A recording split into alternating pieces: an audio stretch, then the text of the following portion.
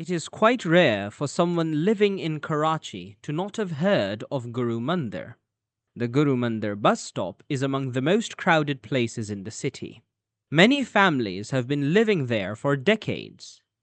Only a few have moved in from other neighboring areas.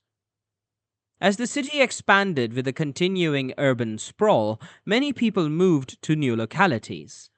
However, there were still many who chose to stay in the familiar areas. Shanti Verma was one such person. Her small, two-room house stood like a dusty but well-loved memory in one of the dilapidated streets of Guru Mandir. Her husband had passed away decades ago, and her children left one after the other to settle down in Dubai and America. Shanti Verma was left alone. But it was the love of the neighbors that never made her feel lonesome. Everyone treated her like family, except a few people. Among them was Munshi Ram Lal and Ibrat Khan. Munshi Ram objected to Shanti Verma's closeness to people of other faiths. Ibrat Khan, on the other hand, disliked not just her, but everyone from other faiths. His hatred was such that he could have barred them from visiting his shop. Shanti, however, lived her life in peace, detached from enmities and hatred. There was an old crumbling temple down the street near her house. Shanti would visit the temple in the evenings. She would wipe the dust off the windows before closing them, clean the floors, and switch on the lights in the meditation hall. Visiting the temple and cleaning its floors and courtyard had become her daily ritual. A vigil she observed daily before retiring for the night. In the courtyard of the old temple was a hand pump. Every morning, Shahid, Shyam, and Minni would meet each other in the courtyard as they filled their buckets with water. They would carry the buckets back to their houses before setting off to school. The three of them were quite young and had never fallen victim to hatred against each other. Minni went to church every Sunday with her parents, while Shyam would pray at the temple with his family. Shahid's father took him to the mosque every Friday, and the boy also dedicatedly prayed 5 times a day at home. Despite several riots in the city, their friendship remained intact. They never let their religions intervene in their friendship. It was winter. Everyone had been stuck in their homes since the evening due to a heavy rainstorm. Shanti was not feeling well, but despite the torturing pain that coursed through her back, she pulled herself up for her daily duty. What must be done, and so she dragged herself to the temple. She wiped the dust off the windows. The temple floors were covered with mud and debris. She picked up a broom and did what could be done. By the time she reached the central hall, the pain in her back became unbearable. Holding her back, she lay down on the temple floor and gradually fell asleep. Perhaps she had caught a fever. The next morning, the sun returned and the weather was seemingly pleasant. Shyam, Shahid, and Minni made their way to the temple courtyard with their buckets. They had an off from school and there was no need to rush back home. The three friends filled their buckets with water and then stayed a while to play hide and seek. Minni hid behind one of the pillars and noticed that the lights in the central hall were on. She stood there, wondering if she could turn off the lights without revealing herself, but she was shocked to notice Shanti's body lying there on the floor. "Auntie Shanti!" she screamed. Quickly, Shyam and Shahid ran to her side. Trembling, she pointed towards the hall. "Look! Auntie Shanti has died!" Shocked, Shyam and Shahid looked up. Seeing the old woman lying there, they rushed towards the hall. Shahid touched her forehead and found it burning with fever. He looked at Shyam, who went out to fetch water. They dripped the water into her mouth. Minni, meanwhile, had also come in. She no longer looked frightened and rested Shanti's head in her lap. She massaged her temples and prayed for her to wake up. Shanti opened her eyes. The three kids cried out with joy. "Oh, goody!" one of them said. Shahid ran out to the neighboring shop to get some tea and medicines. Shanti, meanwhile, had sat up, feeling much better from the care she had received. A crowd had gathered outside, and curious onlookers peered into the central hall.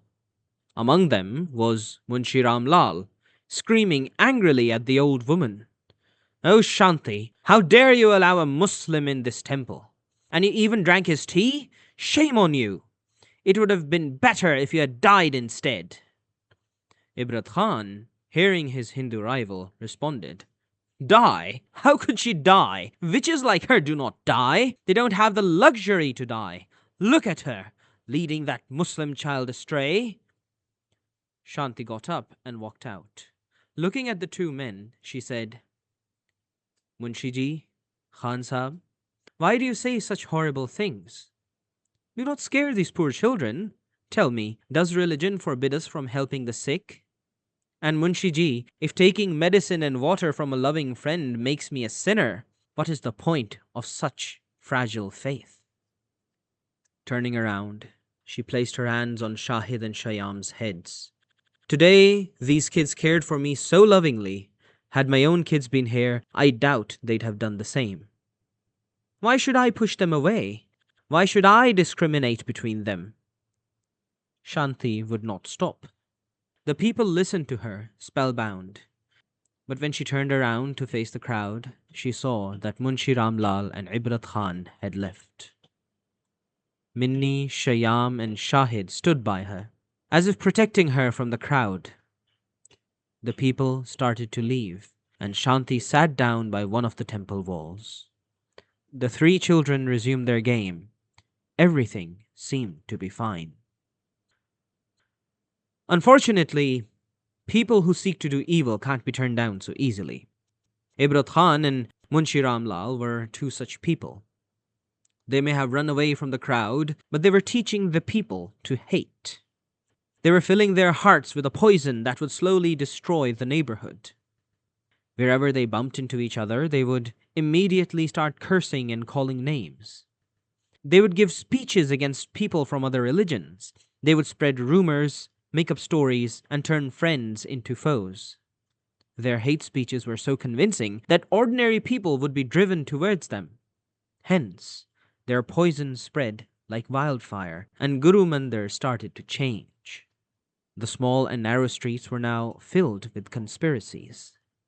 In those days, Guru Mandir was home to a number of Hindu families, many more, in fact, than those who live there now. For decades, they had lived there peacefully with other religious communities. Religion, for them, had never been a cause of strife. The people were friends, and they would never think of ruining their friendship over differences of creed. On Eid, when the Muslims celebrated by sharing sweets, they did not care if someone was Hindu or Muslim. All that mattered was that they were friends. Similarly, when the Hindus celebrated their Diwali, they would also share sweets with everyone, regardless of their beliefs. After all, sweets are sweets. They are not Hindu or Muslim, so why differentiate? Most of the educated people believed in harmony, but because of the daily conflicts, they also turned bitter. Friendships were crumbling, and it seemed like Ibrat Khan and Munshi Lal had worsened the mutual differences between the neighbors. Their poison had reached the houses of the three children. Minni, Shahid, and Shyam were still friends, but their parents had been caught in the trap. Shahid's parents had told him never to bring water from the temple again. They had also been forbidden to play together, but Shahid and Shyam did not give up. Shyam would sometimes sneak out at night and climb up to his friend's room. Hearing him, Shahid would rush inside to open his window, and the two friends would spend the night talking and playing games. If no one else could be seen nearby, the two would call Minni, and the three of them would spend time together. Shanti, meanwhile, was gradually growing old. Her stories were abandoned. The neighbors and their kids no longer spent time with her. Guru Mandir was turning into a place of turmoil. The conspiracies of the adults were impacting the children in the neighborhood. They were afraid and would keep their distance from Shanti. Shanti was now left alone. On a sad day, when Shanti was preparing to take her morning bath, she heard a series of gunshots. Guns? She asked herself. But why? Who is being shot? Who was shooting? What is going on? What Shanti did know, however, was that these were the people from the neighborhood who had lived like friends earlier. Frightened, Shanti ran outside to see what was happening. Why are you doing this? She wanted to scream. You were all friends a few days ago. There is no reason to fight. Tears welled up in her eyes and her vision turned blurry. When guns are shot, the bullets do not care whether a person is a Hindu or a Muslim. They just kill. As Shanti ran out of her house, a bullet struck her in the stomach and she fell down. Silence penetrated the streets of Guru Mandir after sunset. But the hospital was now home to sobs and groans. Shanti too was there, lying in a bed, bleeding from her wounds. She could not remember what had happened or how she was brought there. Outside the operation theatre, she could hear the murmur of people waiting for their injured relatives. The doctor had pulled the bullet out from Shanti's stomach, but the immense loss of blood was making her faint. Do you have any relatives whom we can ask for blood? Shanti was asked in a partially conscious state. Shanti thought about her kids. Her face was downcast with grief, and she was once again on the verge of losing consciousness. The rising sun shone dimly on her face. The night had passed. When and how, she did not know. A nurse woke her, gently shaking her arm. The painful look on her face was fading. Her face looked a bit more alive. As Shanti opened her eyes, she saw Shahid standing at the foot of her bed. He was smiling. His mother was standing beside him, holding his hand. Nothing to worry about, ma'am, the nurse said to her gently. Your blood matches perfectly with Shahid's mother, so you'll be fine. Shanti stared at Shahid and his mother.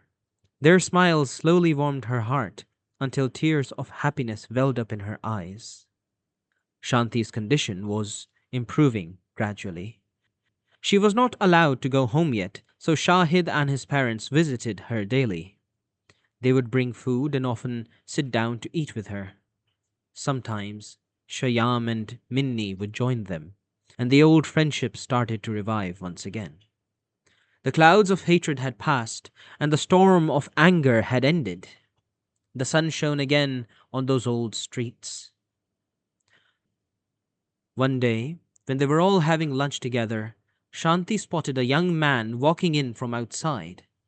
He was neatly dressed, and as he came close to her, Shanti smiled. Her face lit up. It was her son. After all those years, he had finally come to see her. The young man hugged his mother and told her that he had heard about the Guru Mandir riots. I am worried about you, he said, and I have come to take you with me. She laughed when her son asked her to leave and said, What are you saying, my son? How could I leave? I belong here. You want to take me away from my home and my people? No, I will not go. I will live and die where I am. I will not leave. Shanti turned towards Shahid and his family. We are now blood relatives, she said. How can I leave them? So what if some people fought? If some of them were killing, others saved me by giving their blood. Staring at her quietly, her son's eyes were wide open in astonishment. Guru Mandir was turning into a happy place once again. Children could be seen playing in the streets. Munshi Ram Lal and Ibrat Khan's hateful tactics had no place in Guru Mandir anymore. They must not have given up on spreading hate, but had moved away. No one knew where they had gone. And so, time passed. The children were now adults, and the adults had now grown old. Shanti was now even older and weaker. Her friends and neighbors still cared for her, so she was never left to feel alone. Her house was small and dusty, with only 2 rooms, but her doors were open for everyone. Everyone residing in Guru Mandir knew about Shanti, be it the tea stall owner or the fruit vendor. Everyone adored Shanti and offered her help in difficult times. Gradually, the Muslim population took over the neighborhood of Guru Mandir. Most of the Hindus, Sikhs, and Christians had left to settle in other parts of the world. Shanti was the only Hindu left behind in the neighborhood, but she was not alone. Shyam and his parents had also left for Dubai, but Shahid was still here and would always visit Shanti with his parents. It was an autumn evening in the year 1990. Shanti was lying in her bed, staring at the roof. Shahid, now a college student, would visit Shanti on his way back. Today, when he touched her forehead, he found that Shanti had a fever. But as Shahid stood up to call a doctor, Shanti grabbed his hand to stop him. "I do not need a doctor," she said. "The person I need is right here beside me." Shahid looked at her, frightened, but she would not let him go. "Look in my cupboard," she said. "Inside you will find some papers and a wooden box. Bring them to me." Shahid stared at her old eyes and nodded. He slowly opened the cupboard and brought what she had asked for. Shanti looked at Shahid for a moment and then placed the papers in his lap. "Shahid dear, I give this house to you. Sell it and use that money to further your education. And yes, get an education that teaches you to love. The world needs love, not hate." She then handed him the box and said, "In this box, I have jewels that I had kept for my daughter-in-law. When you get married, give these to your wife as a gift from your Auntie Shanti." Shahid sat there confused. He was not sure what to do. He wanted to get up and to call for help, but Shanti held his hand tightly and would not let him go. Shanti's grip loosened, her eyes closed, and her breath became faint. The silence in the room was filled only with the faint sounds of Shahid's sobs.